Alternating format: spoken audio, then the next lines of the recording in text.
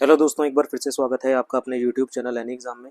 इस वीडियो में हम चंडीगढ़ एडमिनिस्ट्रेशन क्लर्क और पंजाब पुलिस कांस्टेबल के लिए 1000+ क्वेश्चन की इंपॉर्टेंट क्वेश्चंस की जो सीरीज़ है उसमें से मैथ के क्वेश्चंस को अटैम्प्ट करेंगे। तो ये प्रैक्टिस सेट 10 है।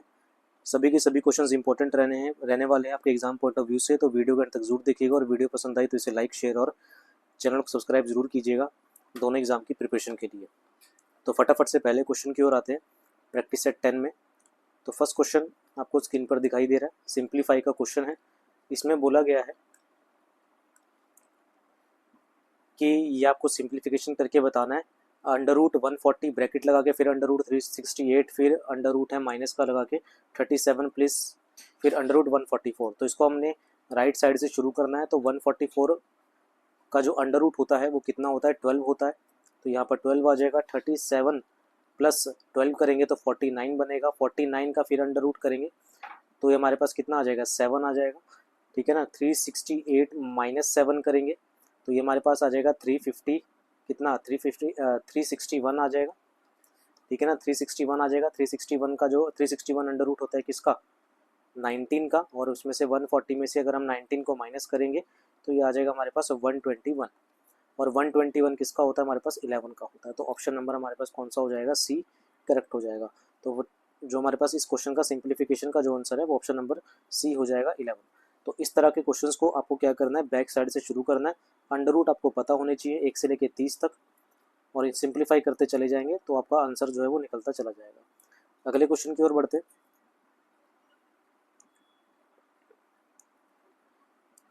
अगला क्वेश्चन आपको दिया गया है, सिंपल इंटरेस्ट से है। कहता है कि interest earned after 5 year at on ordinary interest. Ordinary का मतलब है सिंपल इंटरेस्ट पे 5 साल के लिए कुछ पैसा दिया गया 12% पे। On a fixed amount is ₹5640। ये क्या है, ये इंटरेस्ट है।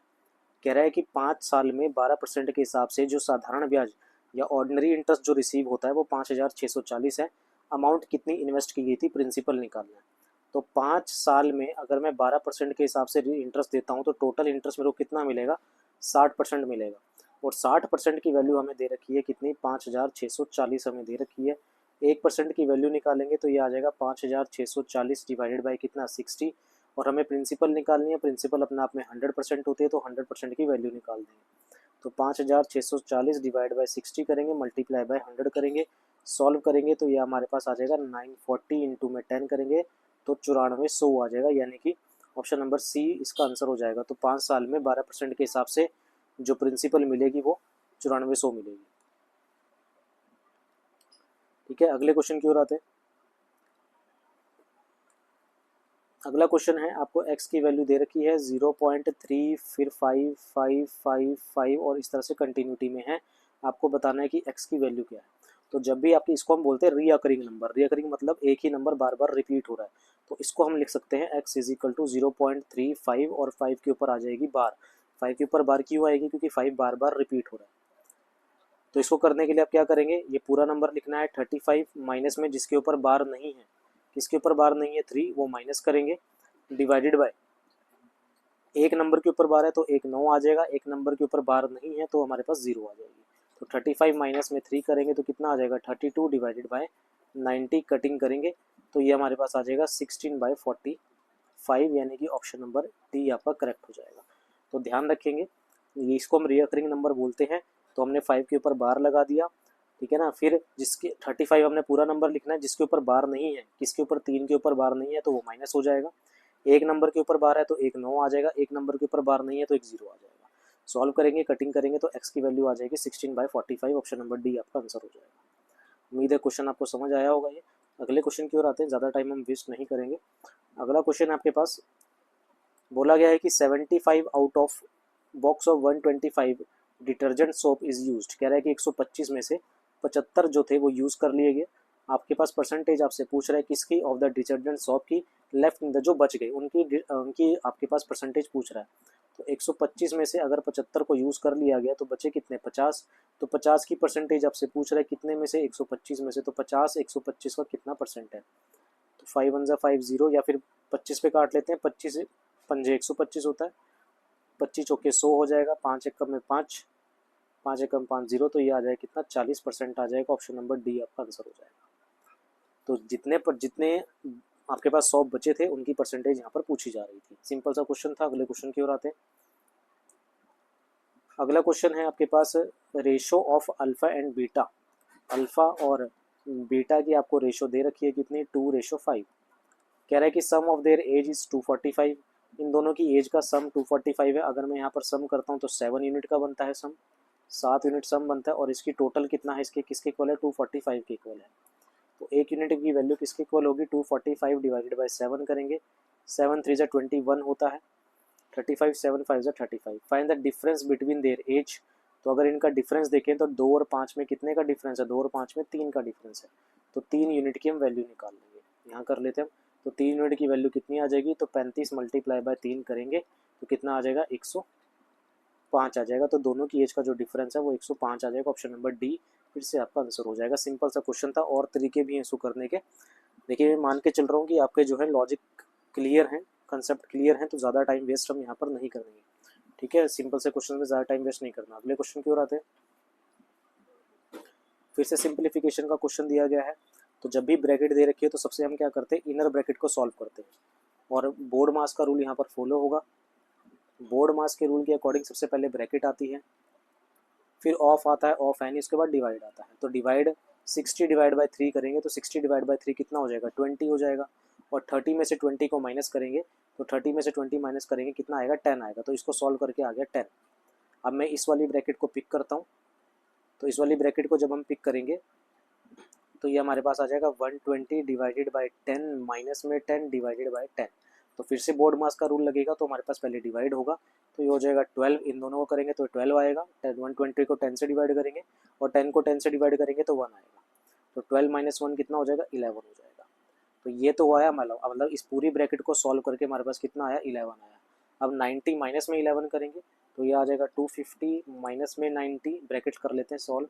90 माइनस में 11 तो 250 में 90 में से 11 गए, 90 में से 10 गया 80, 80 में से 1 और घटाएंगे तो 79 बचेगा।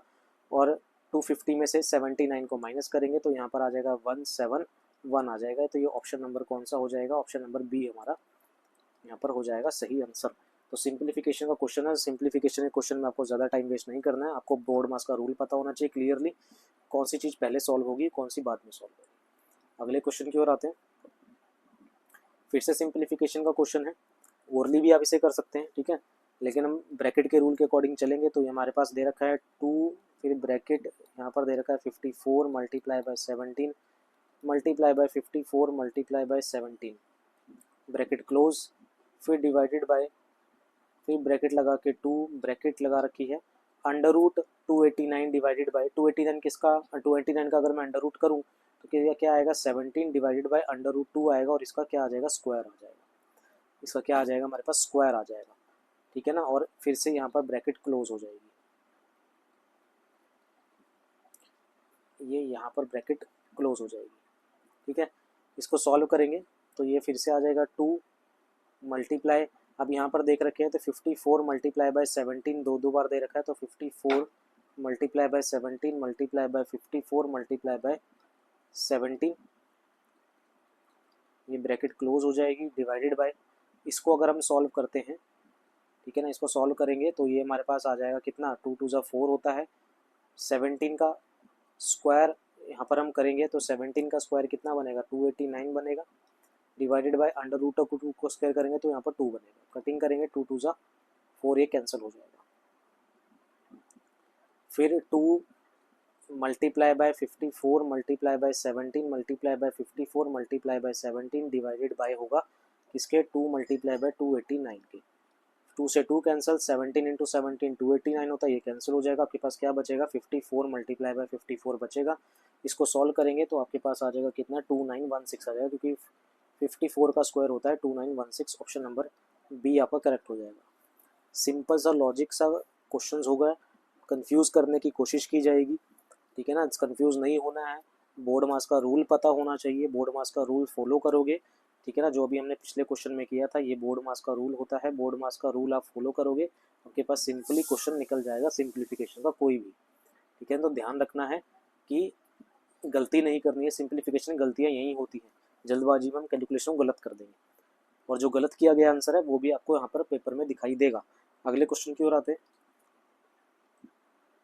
Which of the following is divisible by 12, कह रहा है कि 12 से कौन सा नंबर डिवाइड होगा, तो 12 का डिविजिबिलिटी रूल आपको पता होना चाहिए।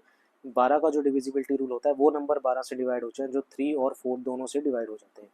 तो पहले तो हम ऐसा नंबर देखते हैं जो 4 से डिविजिबल है। 4 का डिविजिबिलिटी रूल क्या होता है? 4 का डिविजिबिलिटी रूल होता है लास्ट टू डिजिट जो होते हैं वो 4 से डिविजिबल होने चाहिए। तो मेरे को एक ही नंबर ऐसा दिख रहा है जिसके लास्ट के 2 डिजिट किससे डिविजिबल है?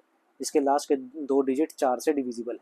इनमें से और कोई भी नंबर नहीं है जो 2 4 से डिविजिबल, तो ऑप्शन नंबर ए ही इसका आंसर है। हमें कुछ ज़्यादा फालतू चेक करने की ज़रूरत नहीं है, ठीक है। तो ऑप्शन नंबर ए आपका आंसर हो जाएगा।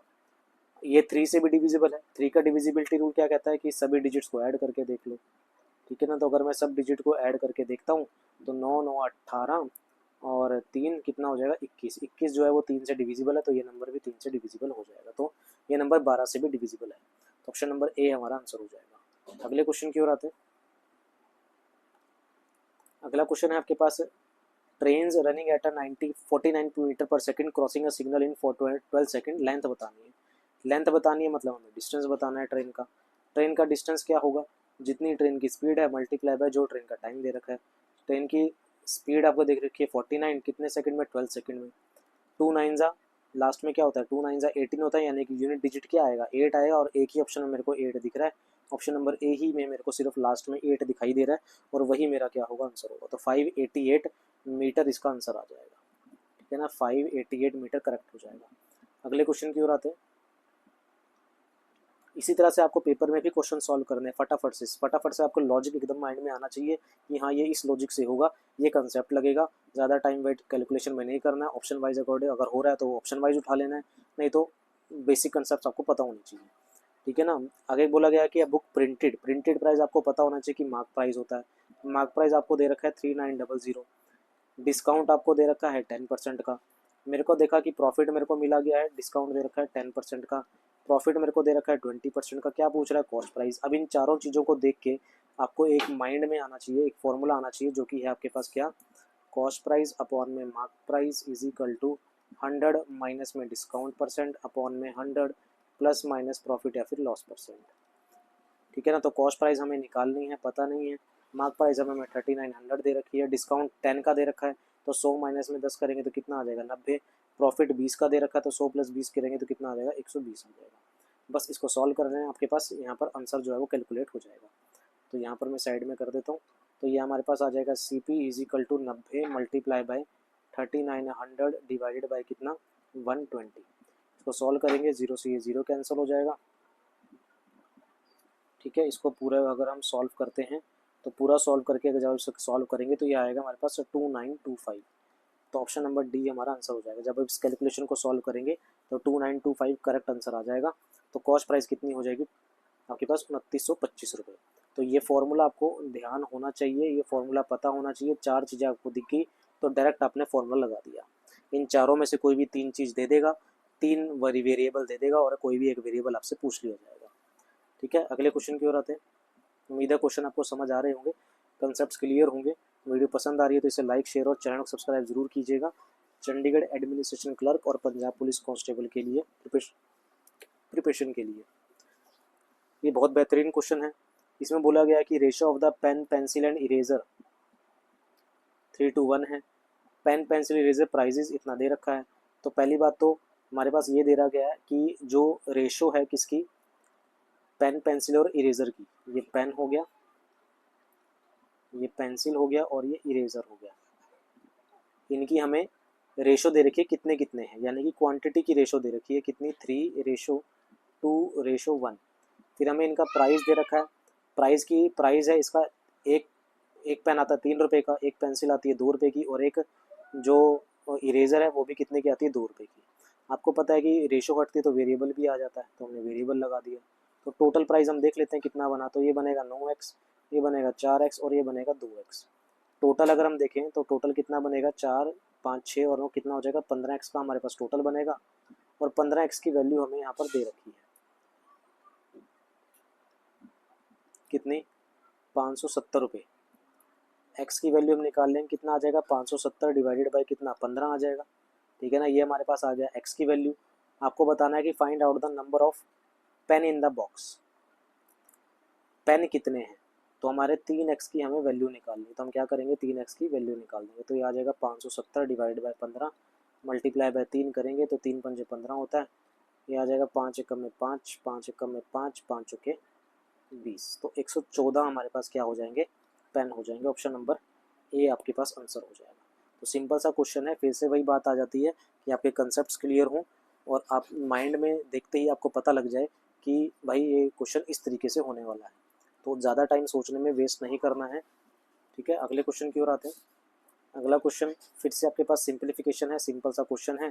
तो पहली बात तो अंडर रूट से अंडर रूट मैंने सिंपल कैंसिल कर दिया, तो आपके पास बचेगा 555 माइनस में x इज इक्वल टू 38। 169 का अंडर रूट कितना होता है 11 होता है, तो ये हो जाएगा 555 minus x is equal to 169 का होता है 13, माफ़ कीजिएगा 13 होता है, और 38 में से 13 गया तो 25 बचेगा, यहाँ से हम x की वैल्यू निकाल देंगे। तो 555 माइनस में 25 हो जाएगा तो कितना आ जाएगा 530 आ जाएगा। ऑप्शन नंबर ए फिर से आपका आंसर हो जाएगा। तो ज़्यादा टाइम नहीं वेस्ट करना है सिंप्लीफिकेशन के क्वेश्चंस में, ठीक है, ना ही टाइम वेस्ट करना है आपको वर्ड्स प्रॉब्लम में, ठीक है। तो उम्मीद है क्वेश्चन भी आपको समझ आया होगा। ये थे हमारे पास आज की वीडियो के 12 इंपॉर्टेंट क्वेश्चंस 1000+ क्वेश्चन सीरीज़ के। उम्मीद है वीडियो पसंद आई होगी। ये आपके एग्जाम के लिए इंपॉर्टेंट है, चंडीगढ़ एडमिनिस्ट्रेशन क्लर्क की जो वैकेंसीज हैं उनके लिए, साथ ही साथ आपका पंजाब पुलिस कांस्टेबल के लिए भी, ठीक है। उम्मीद है वीडियो पसंद आई होगी। वीडियो पसंद आई है तो सेशन को लाइक शेयर और चैनल को सब्सक्राइब जरूर कीजिएगा। इसी तरह की मोर इंपॉर्टेंट क्वेश्चंस के लिए 1000+ क्वेश्चन सीरीज में बने रहिएगा। मिलते हैं अगले पार्ट में। Thank you very much.